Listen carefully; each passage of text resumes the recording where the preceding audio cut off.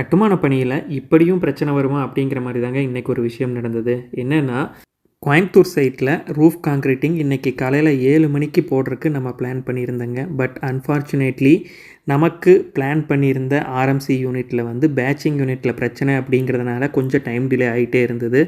Even 9:00 ஆயுமே அவங்கனால வந்து ஒரு கன்ஃபர்மேஷன் குடுக்க முடியல.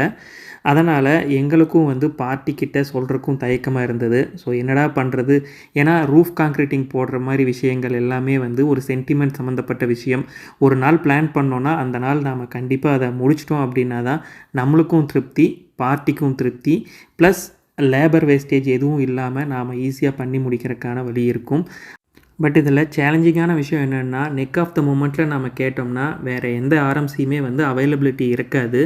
பட் நம்மளோட குட் டைம் நாங்க அந்த அன்னைக்கு ஒரு 3 பேர்த்துக்கிட்ட கேட்டு பார்த்தோம். ஒருத்தர் வந்து நம்மளுக்கு பண்ணி குடுக்குறேன்னு முன் வந்தாங்க. சசி ஆர்எம்சி கோயம்புத்தூர்.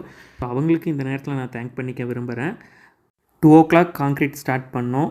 பை 4:30, 5:00 நாங்க கம்ப்ளீட் பண்ணிட்டோம். ப்ளஸ் இனிஷியல் க்யூரிங்கும் வந்து அந்த அன்னைக்கு நைட்டே வந்து நம்ம ஸ்டார்ட் பண்ணிட்டோம். ஸ்லாப் கான்கிரீட் போட்ட 3, 4 மணி நேரத்தில க்யூரிங்கை இனிஷியேட் பண்ணணும் அப்படிங்கிறத பல வீடியோஸில் நம்ம சொல்லியிருக்கோம். அதையும் நாம பண்ணி முடிச்சிட்டோம்.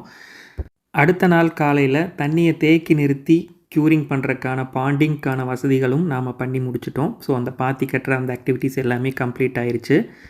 ஃபிக்ஸ் பண்ண டேட்டில் கான்கிரீட் முடிச்சிருச்சு அப்படிங்கிறது கிளையண்ட்டுக்கும் ஒரு சந்தோஷமான விஷயம். ஸோ இந்த மாதிரி ஒரு சேலஞ்ச் வரும்போதும் நாம் அதை ஓவர் கம் பண்ணிட்டோம் அப்படிங்கிற ஒரு சாட்டிஸ்ஃபேக்ஷனும் நம்மளுக்கு at the end of the day கிடச்சிது. தேங்க்யூ.